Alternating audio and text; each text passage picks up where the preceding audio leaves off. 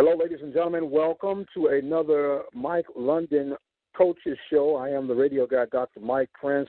The Bison come up a little bit short.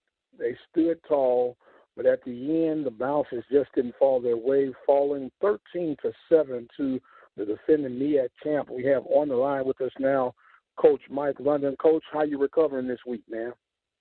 I tell you what, the good thing about a season is you get a chance to play the next game, and then you count them all up as at the end. But tough loss. I mean, we had an opportunity to win a game against the conference champs last year, a program that's been kind of the zenith in terms of being at the top of the MEAC, and so we 7-6 at halftime. We're leading, and we did some things that kind of hurt ourselves. But I tell you what, I'm so proud of the effort of our players. There's no such thing as a moral victory. We want to win the football game, but we played well in a lot of situations. Just didn't play well enough to win the game at the very end. Well, sometimes there's a such thing as just keeping a little bit of balance, especially at critical times. You got a very spearheaded and emotional leader, but just probably if they just keep it just under wraps a little bit, could have changed the outcome of the final situation. Yeah, I love Kalen Newton. He's a competitor, and he scrambled out of the pocket, got down to about the 3-yard line, and got hit out of bounds. Body turned up, turned in the air, and he jumped up and wanted to let the defender know that he didn't hurt him,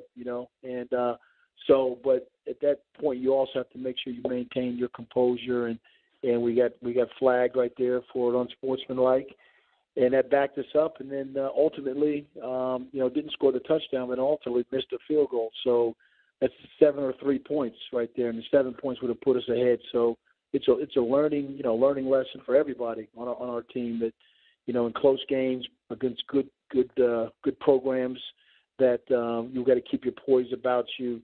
And then allow you to be on the winning end of it.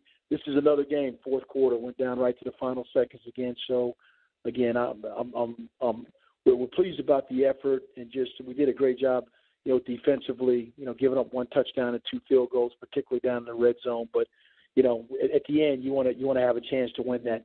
We want more than just some signature moments in the program for this season. That was one of the ones that got away from us. But now we get a chance to get ready for on the road against Delaware State. Now, I got to try to throw a lifeline out on behalf of Brother Newton. It was a very critical time of game, emotional game, and it wasn't like he said anything crazy off. All he said, hey, you didn't hurt me, and it was a big hit, but he was bouncing up. You're old school, Coach. You're old school. Don't get me started. I don't get in trouble. Anything like that. You understand? One old school guy to another, man. It wasn't anything. I think it was more of his actions and his response about like, let's go. That when you draw attention to yourself in any regard, then you become the potential to get a flag. So, but that was a critical play. There was a one later on. We had another young freshman that caught a kickoff on the 1-yard line and then fell back into the end zone. And because he caught it on the 1-yard line, his knee hit the ground, and that's where we started one of our possessions. So, like I said, I've always said the good thing about freshmen, you love them because they're freshmen, but the bad thing about freshmen, they're freshmen. So they'll be yes, sir. We call those growing pains, Coach, and I know you've been in this game long enough.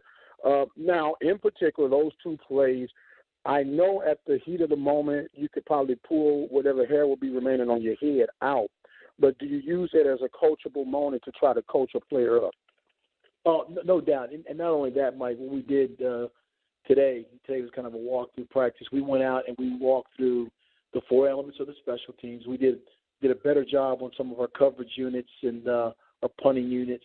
But we talked, the coaches talked the techniques and the fundamentals and the reason why that your foot, your hands have to be here, your kick step has to be important when you're protecting a punt, why it's important to have leverage. And so it was a good session. We didn't do a whole lot, but we talked about how can we eliminate things that can cause you to lose just based on fundamentals. And it was a good learning session. Everybody listened.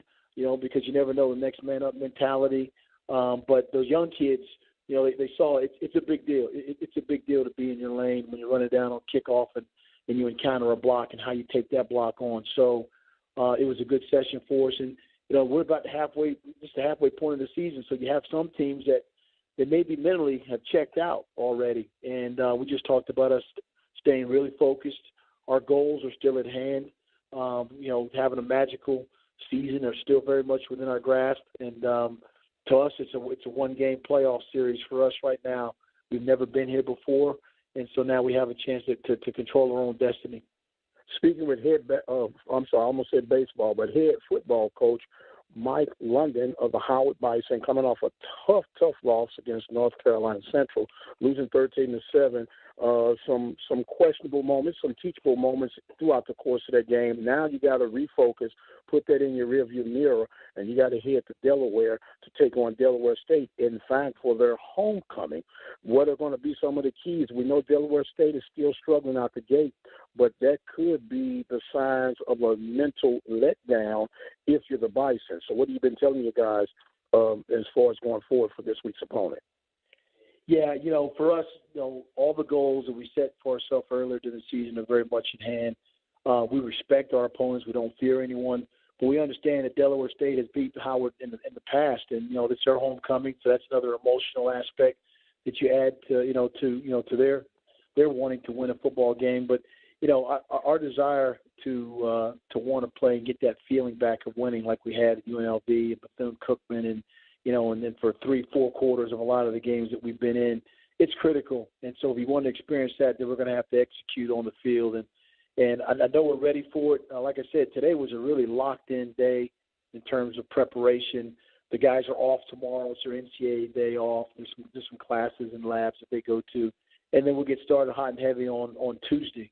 But, we just have to make sure, again, that we take care of ourselves and minimize those things that cost us, particularly at the very end, playing with poise, executing, and just believing. I mean, this team has never stopped believing and has never stopped playing hard. And that's the thing that, I don't know about last year's team or what occurred, but I do know that there's a lot of players playing hard, and people have noticed that. But now we want to do it so it comes to so all our efforts, culminate in a victory. Now, Coach, you just brought up a very, very valid point. This is your first year leading the Bison. They came in, they had been in somewhat in a downtrodden state mentally and emotionally. Take us back to your first meeting with the team. What was the ground that you had to lay in order to let the guys know that, hey, whatever happened has happened. There's a new quote-unquote sheriff in town, and this is the direction that I'm trying to go. How was that? Yeah, Mike, we all of us are ruled by the psychology of results. And so if you've been losing for a while and then people talk about it and all they focus is on the glass half filled thing. You and I have talked about this before. I'm a glass half filled guy. People have talked about the glass half empty here.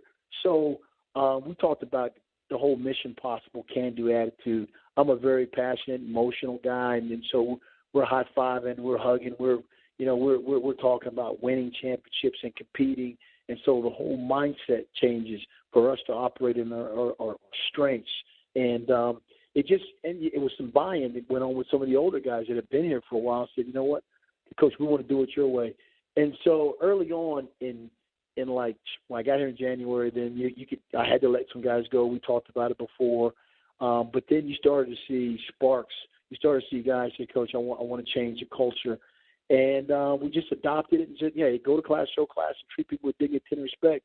Those are the things that are important. And if you can do those things, the football part of it will take care of itself. So I really enjoyed, the games that we played, the ones that we've won, and even the ones that we've lost have been learning moments, but it's been competitive moments for these guys. So when they are, the CEO of their own companies and they're hit with adversity and things like that, they'll have a building block and a base to which they can refer back to, and it's been very positive in a lot of ways here. Well, you can definitely feel the rush of the Bison picking back up in the D.C. area, and we know that it takes more than one person to put it all together, but there's always one person who's going to stand up above, and in football space, it's the head coach. have there been any unexpected surprises that have landed your way since leading Bisons?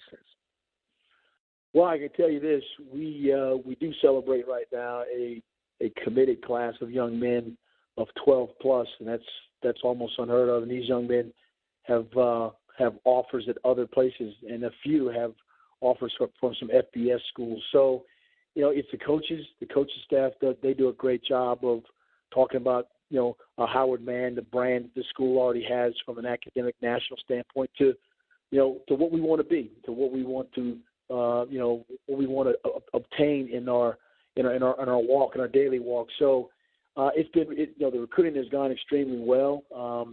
We go all over the country. There's a Bison alumni all over the country. People are feeling the energy. The win on the road nationally was great.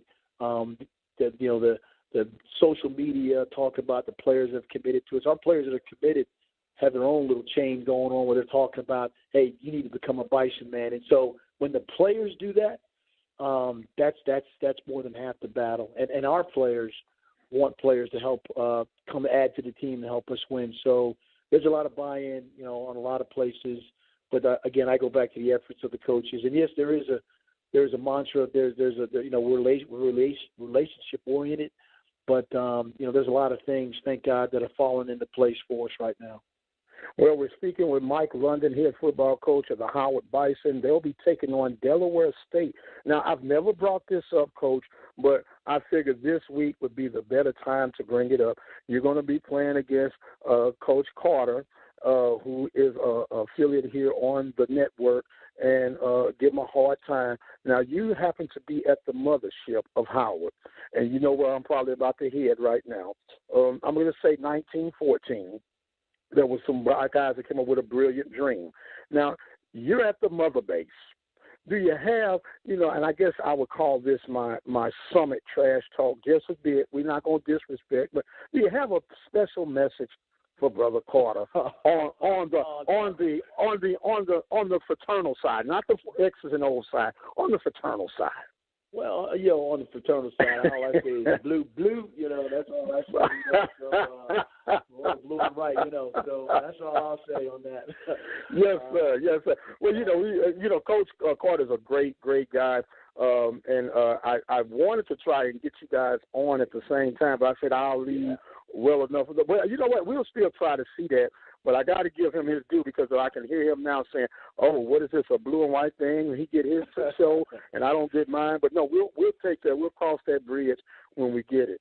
Look, Coach, as always, for a while, yeah. Oh yeah, solid guy, solid guy, yeah, solid guy. As always, you know that we got your support 1,000% over here at the Open Mic Broadcast Network, and we want to give you the final words for this week's segment.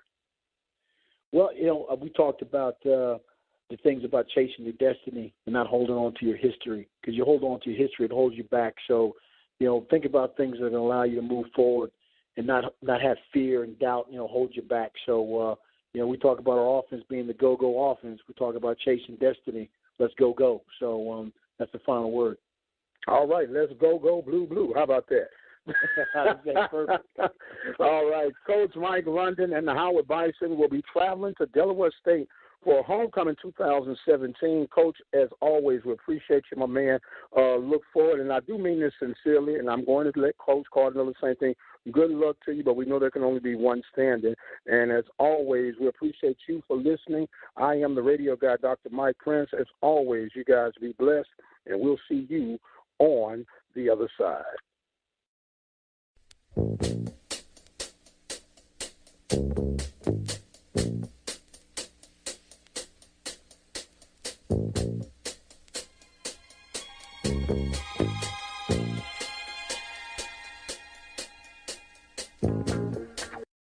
Hello, ladies and gentlemen, and welcome to another episode of Coach Kenneth Carter Show, the head football coach of the Delaware State Hornets. Rough couple of weeks for Coach Carter and the Hornets. Coach, bring us up to speed. And first of all, let me say hello and welcome to this week's episode. Well, I'm glad to be here, and I'm actually walking back from I'm walking out of finishing watching film because I had a little delay. We just had coronation today because it's homecoming weekend against Howard. But everybody's spirits are high. We're a little frustrated, but we're still working towards the goal, and that's to get ourselves where we need to be and get some of these games won and put ourselves in position to get this program going in the direction that it needs to go. Well, a lot of people that have not experienced the challenge, I won't call it a struggle, I'll call it the challenge of being in a program that you're trying to build and get some things off the ground on, is not necessarily about X's and O's sometimes. Sometimes it's a lot of what's going on upstairs. Is that safe to assume in this case, Coach? In this case, it's all of it. It's 100% of that.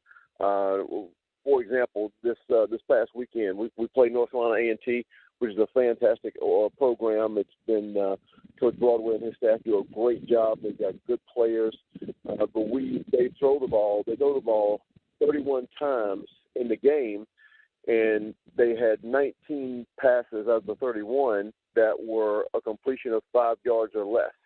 And then they run the ball 35 times and rush for 117.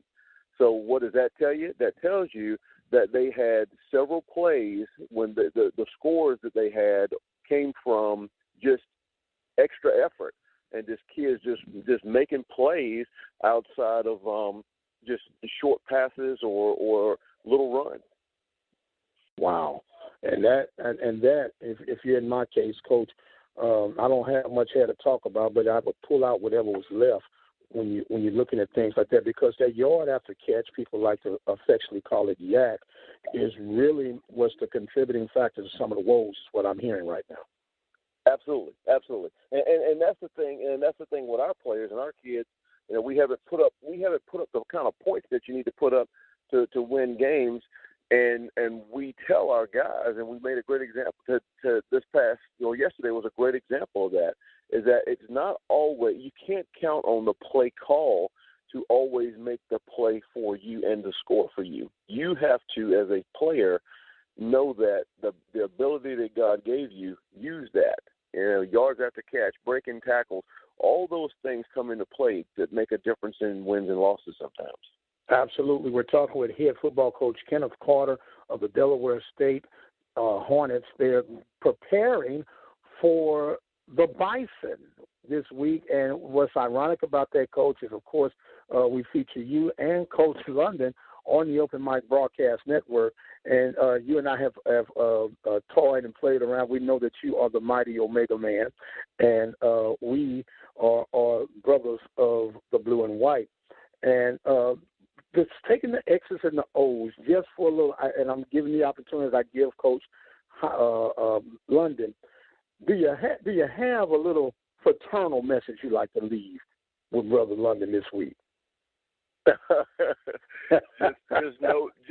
just needs to know that as he comes to Dover, Delaware, that there is a lot of purple and gold that he's gonna have to walk through. A sea of purple and gold, is that right? Absolutely. We hold the biggest area on the plot. Oh, wow. Is that well, I'll let him defend himself, because it's not about me right now, but we'll give him an opportunity to defend himself.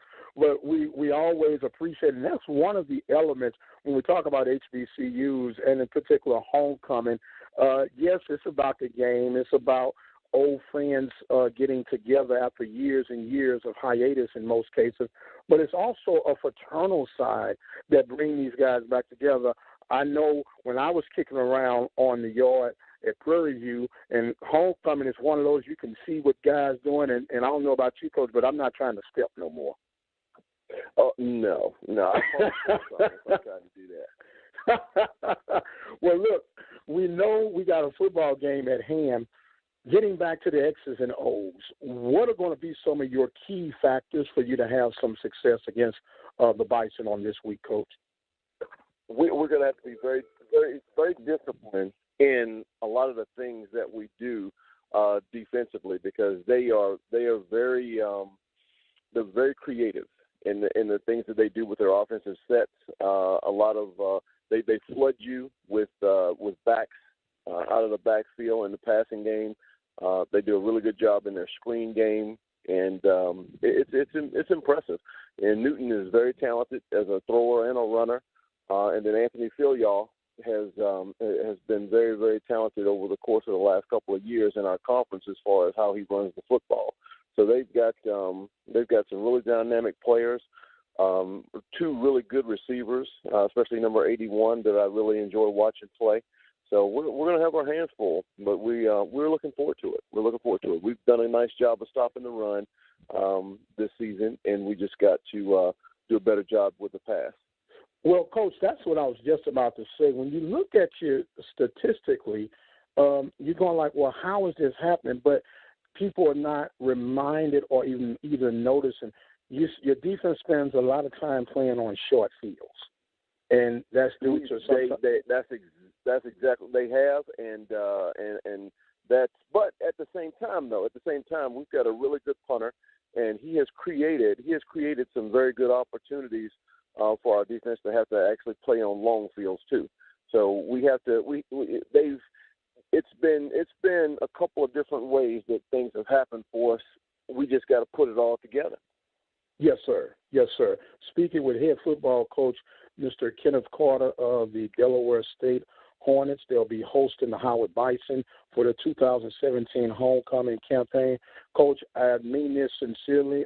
Each and every week, I'm wishing and pulling for you 1,000%, and we know that it's just turning the corner. I know in the middle of it, it seems like there's no end. I was a part of a program that went 0-88, and I'm not wishing that on anybody, but you'll be amazed at how one win is going to make the difference. And I continually tell you this each time we speak. I know it's going to happen this season, and I admire the tenacity that you're holding forth and keeping the program together, keeping your team encouraged to go out and compete each week. That is never going to wane in anything that we do. We the players in the team meeting this morning, I asked the guys. I said, who was on my bus coming back? And the guys raised their hands. I said, what was I doing? And they said, game planning. I started game planning. We had a 5-hour bus drive back. I started game planning immediately on the bus. We put our stuff on the computer, our video guy, and he's very, very thorough because he's an Omega. And we start our trip back, and we start game planning immediately. I love how you slid that one in, Coach. Coach Kenneth Carter of the Delaware State Hornets making preparations for the Sigma-led Howard Bison on this. You know, it's just having a good time, Coach. I'm going to give you the last say of this week's segment. I know you're going to get something purple and gold in, so you have the floor, sir. I appreciate it, Dr. Prince. It's been a pleasure to have the opportunity. I know we've had a little bit of because life gets in the way sometimes, so we've had a little bit of a pause. But it is always a pleasure to know that every day that I wake up, I get the chance to be the head football coach at Delaware State, but more importantly, to have the opportunity in the wake of coronation today to be an influence on the lives of these young people, these young African American men and women that are at all these HBCUs all over this country. You know, are going to do a great job of leaving a handprint on this country and putting us where we need to be. Absolutely, very well stated, sir. Even for an Omega man, and I'm going to remind folks that you can listen to Coach Carter each and every week right here at the Open Mic Broadcast Network. Coach, good luck to you on this week against the Howard Bison. We'll meet up, as they said back in the old days, same bat time, same bat channel, and we'll do this thing all over again. I am the radio guy, Dr. Mike Prince. As always, you guys be blessed, and we'll see you on the other side.